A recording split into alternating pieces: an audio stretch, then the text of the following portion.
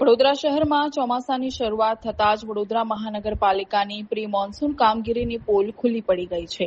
પાલિકા દ્વારા pre monsoon કામગીરી પાછળ કરોડો રૂપિયાના ધુમાડા કરવામાં આવતા હોવાના દાવા થાય છે, પરંતુ ગ્રાઉન્ડ ઝીરો પર સ્થિતિ તદ્દન વિપરીત છે. શહેરના બિલકલાલી વિસ્તારમાં ચોમાસાના પ્રારંભે જ રોડ રસ્તાની હાલત અત્યંત બિસ્માર બની ગઈ છે. DNTV ન્યૂઝના અહેવાલ અનુસાર બિલકલાલી વિસ્તારમાં માત્ર રસ્તાઓ જ ખરાબ નથી, પરંતુ ગટરના ખુલ્લા ઢાંકણા પણ રાહદારીઓ અને વાહન ચાલકો માટે જીવતું જોખમ છે. વિસ્તારમાં પાણી ભરાવાની ગંભીર સમસ્યા વચ્ચે સ્થાનિક લોકોનો આક્ષેપ છે કે ચૂંટાયેલા પ્રતિનિધિઓ કે કાઉન્સિલરો ક્યારેય તેમની સમસ્યા જોવા પણ નથી આવતા. રોષે ભરાયેલા સ્થાનિકોએ ત્યાં સુધી કહ્યું કે અમારા કોર્પોરેટરો કોણ છે તે પણ અમે નથી જાણતા. તંત્ર અને કોર્પોરેટરો માત્ર કાગળ પર કે રોડ રસ્તાના નામે મલાઈ મારીને કામ પૂર્ણ બતાવી દે છે. વાસ્તવિકતામાં કોઈ કામગીરી થતી જ નથી.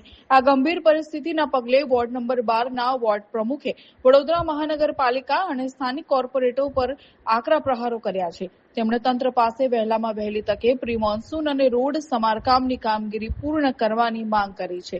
સાથે જ ચીમકી ઉચ્ચારી છે કે જો જનતાની સમસ્યાઓ વહેલી તકે દૂર નહીં કરાય તો 2027ની ચૂંટણીમાં જનતા આનો જડબતોડ જવાબ આપશે.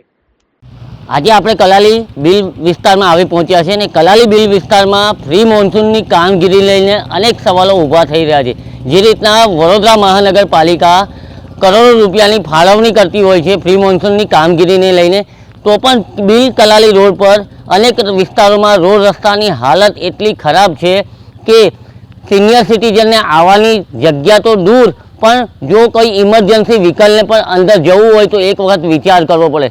શું આ કોર્પોરેશનના તંત્ર અને અહીંના સ્થાનિક કોર્પોરેટરને કોઈ જાતની પડી જ નથી? એટલે જે પ્રી મોન્સૂનની કામગીરી કરવા માટે જ્યારે કામગીરી કરવા માટે આવે છે ત્યારે ખાલી ઉપર મલાઈ મારીને કામ પૂરું કરીને જતા રહે છે. એટલે આ ખરેખર તંત્રને પણ જાગવાની જરૂર છે અને અહીંના સ્થાનિક કોર્પોરેટરને પણ જાગવાની જરૂર છે કે જે રીતની આ કામગીરી કરી છે એની પર અનેક સવાલો ઊભા થાય છે. DNTV news, Tejas Bhatt. હજુ તો આપણા ત્યાં મોડા વરસાદની શરૂઆત થઈ, એ સારું કહેવાય. વરસાદ આવ્યો, વરસાદ ના પડે તો લોકોની હાલત કેવી હતી. પાણીની સમસ્યા તો હતી શહેરમાં ઓર પડે, પણ વરસાદ આવ્યો, ભગવાનની મહેરબાની છે. વરસાદ પડ્યો, વરસાદ પડતાની સાથે પણ મેકઅપ ઉતરી ગયો વડોદરા શહેરની. એમાં અમારો આ કલાલી વિસ્તાર, એ રોડ પર આખા રોડ પર પાણી ભરેલા છે અને એમાં એક આ સોસાયટી આવ્યા અમે કાસાલે છે, એનો તો રોડ જ બંધ થઈ ગયો એક સાઈડનો. લોકોને 1 કિલોમીટર ફરીને આવવું પડે છે. અહીંયાથી પેલા બિલવાળા રોડ પર નીકળવું પડે છે ને, ફરીને ફરાવો થઈ ગયો, કેમ કે અહીંયાથી ગાડી આવે એવું રહ્યું જ નથી. એ લોકોએ એમની કામગીરીની ઢીલી નીતિને કારણે સમયનો વેડફાટ કર્યો અને એનું ભુગતાન હવે સોસાયટીના રહીશો કરી રહ્યા છે. વડોદરા મહાનગરપાલિકા પ્રી મોન્સૂનની કામગીરીને કરોડો રૂપિયાની ફાળવણી કરતી. જો ફાળવણી કરતું હોય તો બિલ કલાલી રોડ આ સ્થિતિમાં જોવા મળે ખરો?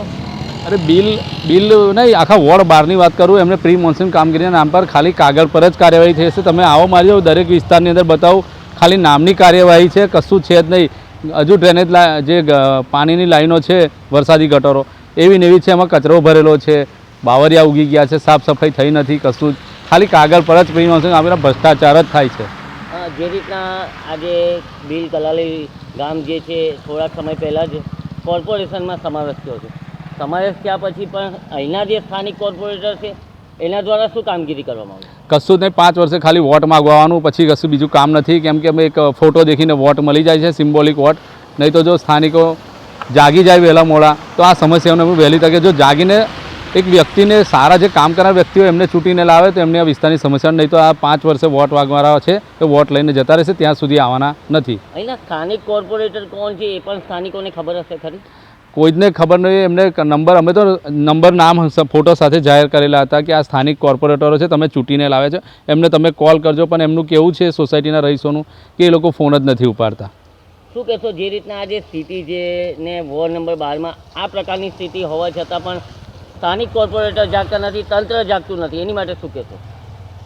જ્યાં સુધી પબ્લિક નહીં જાગે ને ત્યાં સુધી કોર્પોરેટર બી નહીં જાગે, અધિકારીઓ બી નહીં જાગે. કેમ કે તંત્રએ, પબ્લિકે જાગવું જ પડશે. કેમ કે તમારો અધિકાર છે, આ તમારે માગવો જ પડશે. અને તમારે કોર્પોરેટરના નંબરો શોધો, એમના ઘરના એડ્રેસો શોધો અને એમની પાસે જાઓ અને તમારી રજૂઆતો કરો. અમે તો તમારા થ્રુ લોકોને, અધિકારીઓને જાણ કરી રહ્યા છે તમારી પ્રજાની સમસ્યા નિવારણ માટે. પણ અમારે થ્રુ કેટલું તમે ચૂંટીને લાવે છે એમનો બી ઉપયોગ કર્યો, નહીં તો એ તમારો ઉપયોગ કરે છે ખાલી 5 વર્ષે વોટ લેવા માટે. બિલ કલાલી વિસ્તાર છે. સમસ્યા અમારો એ છે જે આ સ્માર્ટ પ્રોજેક્ટ નાખ્યો છે ને એ તદ્દનતર સક્સેસ થયેલો છે. જોઈ શકો છો સ્માર્ટ રસ્તા, સ્માર્ટ ગટર, સ્માર્ટ લાઇન. હવે આ રસ્તો મેઇન રસ્તો છે સોસાયટીનો. હવે અહીંથી જવાનું કેવી રીતે? ઉડીને જવાનું, ચાલતા તો જઈ જ નહીં શકો. તમે જોઈ શકો છો કે અહીંથી ચાલીને જાય કોઈ? બાળકો દેખાય છે, સિનિયર સિટીઝન દેખાય ના, ઓનલી ફોર 4 વ્હીલર વાળા નીકળી શકે છે. એટલી ખરાબ સમસ્યા આ લોકો 2025 પછી અહીં કરી છે.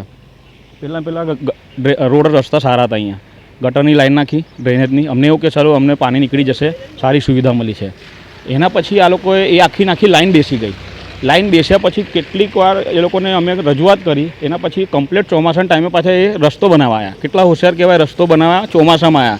અને હવે એવું કહે છે કે વરસાદ પડી ગયો ને એટલે કામગીરી અટકી ગઈ છે. કે જે રીતના જે રોડની પરિસ્થિતિ ખરાબ છે સોસાયટીના, ધારો કે કોઈ ઇમરજન્સી વ્હીકલને અંદર જવું હોય તો કઈ રીતના જશે? ઇમરજન્સી વ્હીકલ જાય જ ના, કેમ કે પોસિબલ જ નહીં. તમને ખબર છે અહીંથી ગાડી કરો તો હમણાં થોડી વાર પહેલાં ગાડી ફસાઈ ગઈ હતી અહીંયા. ઇમરજન્સી વ્હીકલ અહીંથી નીકળે જ ના. અમે કઈ થાક્યા છે, ફોન ઉઠાવતા નહીં, કેટલીક વાર રજૂઆત કરી. ખાલી એવું લાગે છે કે કોઈ અધિકારીઓને બી ઉપરથી પ્રેશર છે, અધિકારીઓ બી ગાંઠતા નહીં. સ્થાનિક કોર્પોરેટર જે છે કોઈ કામગીરી કરે છે ખરા? દેખાય જ છે કેટલી મોટી કામગીરી કરી છે એમને. આ સ્થાનિક કોર્પોરેટરની જ કામગીરી છે.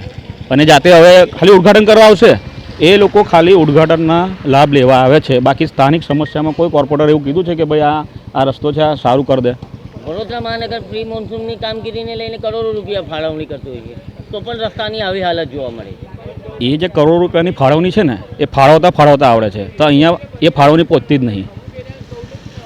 એટલે એ ફાળવણી બી ઓછી પડે છે. એટલે પહેલાં એમને ફાળવી દો જેમને ટકાવારી છે, પછી નીચેના કામગીરીના અલગ પૈસા ફાળવો. તંત્ર પાસે શું માંગ છે? તંત્ર પાસે એક જ માંગ છે, જાગો, નહીં તો કરમનો ભોગ લેવાઈ જશે. બરાબર, કરમ કોઈને છોડતું નહીં, તમે જોઈ જ રહ્યા છો. અમે સ્કૂલ વર્ધી મારીએ છીએ એટલે રેગ્યુલર અમારે અહીંથી આવવા જવાનું છે. આ તમે સામે જ જોઈ રહ્યા છો કે કેટલું કિચડ થાય છે. અહીંયા આગળ પાણી ભરાઈ રહે છે. આવતા જતાં અમે થોડાક ફાસ હોય છે ને તોય પબ્લિક અમને ગારો બોલે છે. એટલે તંત્ર કશું કામ કરતું જ નથી. ખાલી વોટ લેવા માટે એ લોકો આવે છે અને વોટ લઈને અરે અમે તો વોટ આપીએ છીએ કોને ને પડે છે કોને. એટલે અમે તો ત્રાસી ગયા છે આનાથી. આજ આ એકલી જગ્યા નહીં, આખા રોડ પર પાણી ભરેલા છે. તમે એવું હોય તો મારી સાથે ગાડીમાં બેસી જાઓ, હું તમને બતાવું કે ક્યાં ક્યાં પાણી ભરેલા છે. તંત્ર કોઈ ધ્યાન આપતું છે નહીં. વડોદરા મહાનગરપાલિકા પ્રી મોન્સૂનની કામગીરી કરોડો રૂપિયાની ફાળવણી કરે છે, પણ ફાળવણી કરી છે તો વાપરે છે ક્યાં? પોતાના ખિસ્સામાં જ ભરે છે ને.